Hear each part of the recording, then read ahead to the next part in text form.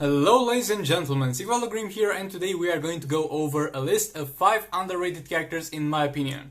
Alter Gaming already did a similar list. I'm going to link his link down in the description, but in my opinion I don't stand by his list because of the fact that out of those characters, 2 of them being Lieutenant in Armor Aquaman, Jon Stewart, Green Lantern are already used, and you can't really call them underrated because many people use them. And Silver Cyborg is a great tank indeed, but there's not really a need for tanks in the game. And and Robin, Baymaster Robin is trash in my opinion, unfortunately. And Nightwing I wouldn't really build, but yet again it's still his opinion, so I have no problem with that. I'll link the video if you want to watch it in the description. In this video I will present my list for the top 5 underrated characters in Ninjas 2 Mobile and why you might consider using them in some specific scenarios and what they are good for. They will be ordered in terms of how good the specific character is and how unlikely people are to generally build them. So the more it's used, the less higher number it will get on the list. So with all that being said, like, comment, subscribe to support the video, dislike it if you dislike it. And I'm in a very weird spot right now because on one hand I have cleaned up my laptop and reinstalled my Windows, but on the other hand I have deleted all the files that I had in terms of making videos and thumbnails for Ninjas 2 Mobile. So I lost like every single character card cropped. I have cropped every single character card in the game and I lost all that. Plus all the crops of myself to put in the description, and plus a lot of things. So yeah, it's going to go better in terms of editing, it's going to go harder in terms of making thumbnails, but we are one step closer to live streaming. So with all that being said, let's get into the video. Coming in at number 5, we are going to have Ace Green Arrow. And Ace Green Arrow by himself is looks like at the first glance an average character because of the fact that his second and third abilities don't do much. His first ability is going to power drain and that's decent. But the thing that really stands out for the character is the passive. Because the passive is going to be something that will power lock the enemy when he tags out. So you tag in and then when you tag him out, the opponent is power locked. What does power lock mean? It means that while the power lock is active, in this case 6 seconds at level 5 passive, the opponent will not be able to generate power during this specific duration. And yes, if you consider this in terms of arena, champions arena and most fights, this is not going to be that useful. It's decent, but you don't really need to do that. But when you consider it in some specific scenarios, like for example when fighting phase 4 in raids, this will make him a character that can make any character in the game hit phase 4, because phase 4 is going to kill you if it gets enough energy to get to the super move. There are a lot of characters in the game, well, not that many, that can power drain phase 4 and they are able to hit phase 4, but using Ace Green Arrow in phase 4 makes any other 2 characters be able to hit over there. So you can hit with Camouflage Aquaman in phase 4, you can hit with Black Manta in phase 4, and many more combinations like this just by putting this character in your team. And in the last Soul Raid event, it was also useful for the purpose of hitting Darkseid and making him unable to use the super move. So while this character is not a character that I really recommend you focus on building, this is a character that is good to have and should be in every roster and should eventually be used if you desire to hit phase 4, because you can power drain it, you can power lock it and have a really good time at that point. So yeah, this is going to be Green Arrow. He only got to number 5 because of the fact that he's not that underrated. There are some people that use him, but there are other people that just dismiss this role of him. So yeah, with all that being said, let's get into number 4.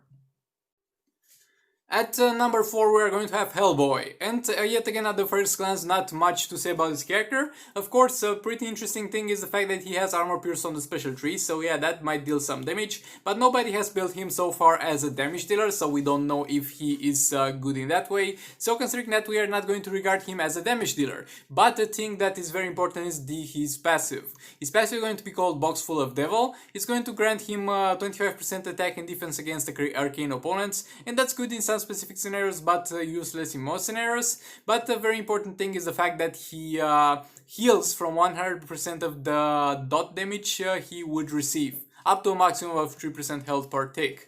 So what does that mean? It means that first of all, it completely ignores dot damage. For this man, dot damage does not exist.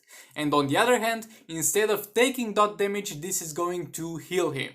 And you might say that it's not going to happen often, but it is going to happen often, because, for example, if Ninjas 2 Mobile was a PvP game and we would play against other players, then definitely a crap character because nobody would use dot against you. But the AI is dumb.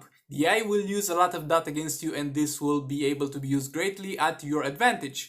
And at the same time, this makes him a very underrated tank for phase 3, because phase 3 is going to have hazards on the ground. Some of them are going to power drain you, some of them are going to deal damage to you. So if you push the Brainiac all the way to the right corner of the map using Hellboy, then at that point you'll be able to keep staying in the hazard, and not only you will not take damage, but you will heal for that damage instead.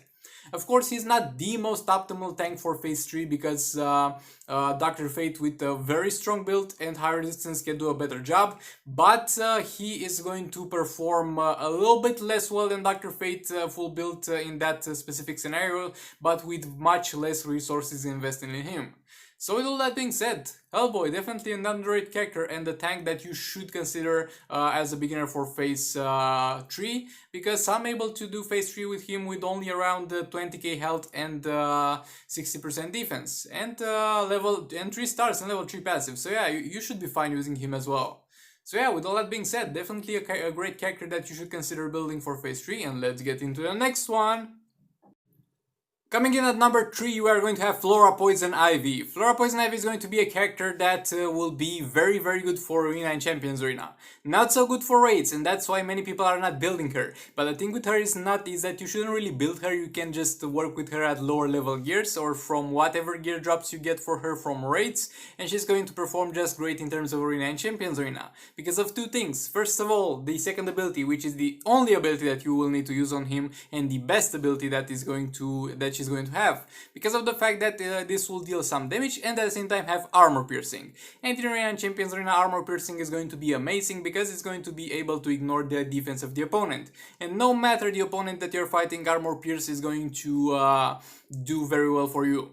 And at the same time, on top of that, this ability has an animation that will make like a drill of spines go under the opponent. So under the opponent, no matter how far he's from you, no matter where he's on the map, this will hit because it comes from under him.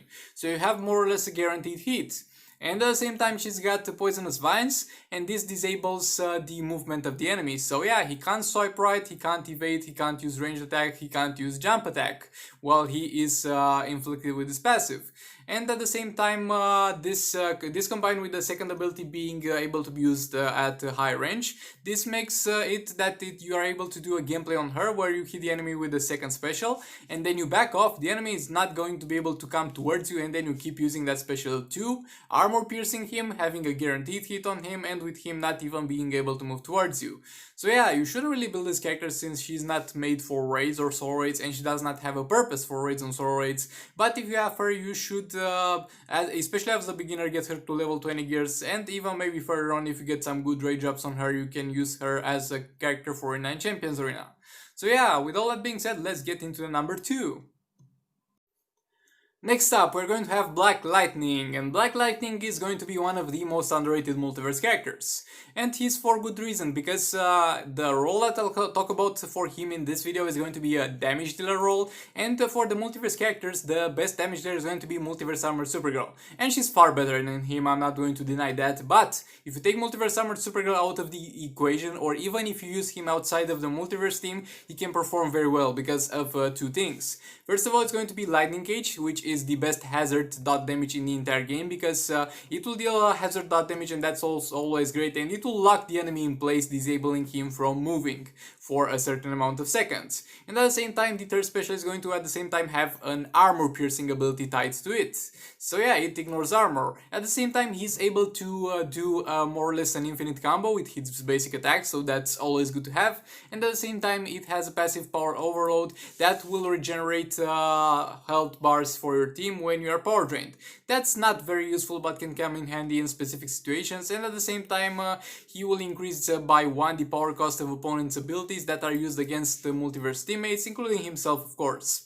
So yeah, this is going to be a Scarecrow passive that is going to be at first worse than Horse's Scarecrow passive, but as the match goes on it will get better and better, and it will work well as support character for the multiverse team, even if you're not using him as damage dealer. But if you want to, you can use him as damage dealer early on, because he's much easier to get than Multiverse Armored Supergirl, and she's going to perform just fine for the time being. So yeah, with all that being said, definitely consider using Black Lightning in Arena and Champions Arena. Maybe you could do some in raids, though it's not going to perform as well as Multiverse Armored Supergirl. So yeah, with all that being said, let's get into the number 1 spot. Coming in at number 1, we have Batman Ninja Lord Joker, and yes, this might come as a surprise for many of you. Others might have watched some of my videos previously, and I have said before that this character is going to be very good for the credit that he's given, and he's going to be very good for good reasons. First of all, let's take a look at his abilities. The Eternal Foe is going to revive a KO teammate for 2 times per match if you are against a Batman. Again, very situational to really keep into account. The special one is going to disable fast attacks, that's kind of useless, and the special 2 is going to not do anything special, and the special 3 is going to damage the tagged out opponents, though that damage sometimes does not work and sometimes is going to be pretty crap. So yeah, so far after this description, this is going to be a crap character, am I right? Wrong! Because this is going to be a Batman Ninja character, and it's going to be a Batman Ninja character that has a special tree that, even though the second passive doesn't really work every time, it will deal tremendous amounts of damage. And by pairing this guy up with Batman Ninja Gorilla Grodd and Batman Ninja Robin, you can easily do 30 million damage per fight. If you have built him right. He can do even more damage than Batman Ninja Catwoman to some extent and in some specific fights. Of course, I do not recommend you build him over Batman Ninja Catwoman because of the fact that she is going to also be able to hit Horrific Scarecrow. I think that Batman Ninja Lord Joker is not able to hit. But for other fights, he will perform just as good as Batman Ninja Catwoman, or in some specific scenarios even better, because of the fact that he has very smooth basic attacks, he synergizes with the Batman Ninja teammates, and at the same time he has a very cheap special tree that can sometimes be chained into a continuous combo. So yeah, did you know so far that Batman Ninja Lord Joker can deal up to 30 million damage? Neither did I until some time ago, so yeah, I might link a video down in the description with the raid fight with Batman Ninja Lord Joker. And this was my list for the top 3 underrated characters. Thank you very much for watching. Let me know your opinion on this topic in the comments down below. Like, comment, subscribe if you enjoyed this. Dislike it if you dislike it, and I'll see you in the next one.